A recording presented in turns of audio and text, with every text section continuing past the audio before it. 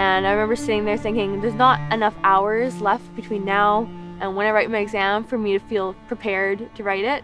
I started to panic, and those feelings kind of just started to spiral inside of me, and I was just so panicked and thinking about worst case scenario, kind of catastrophizing. That's when I started to feel trapped. I was like, I can't write that exam because I'm not ready. I need like some way out. And that's kind of the point where I was like, I don't really want to die, but I was like, I don't want to live anymore.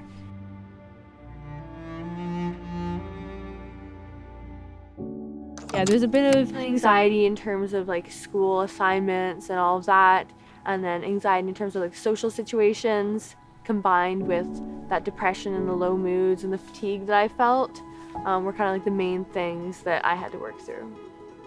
After I hit kind of rock bottom, that's when I decided it was time to reach out and really take action and get help.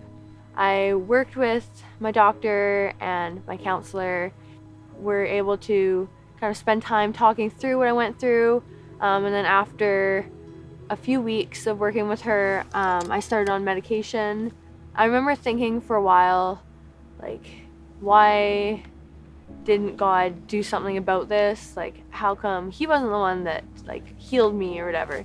And it took me a while to realize that just because I had like the help from medical professionals, that doesn't mean it wasn't his doing.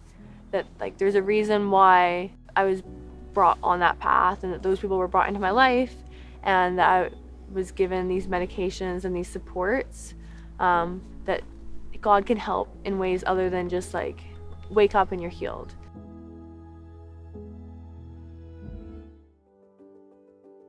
When I was introduced to Athletes in Action, I met a guy who was moving to campus to start Athletes in Action.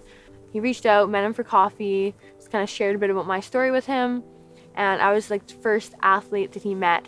He kind of used me as like a contact person. I kind of took on this leadership role of reaching up to athletes, asking if they wanted to meet. The more I kind of took on that leadership role, it was really God's way of using me and pushing me outside my comfort zone for a reason. As time went on, I found myself sharing my own faith journey with others, and just I found so much joy in bringing others into community. I think that God really used that to transform my life. I don't think I've felt as like free and joy-filled as I do now, working with Athletes in Action and getting to be surrounded by fellow athletes who are believers and get to share my story and connect with others who might have similar stories. Yeah, it's really changed my life.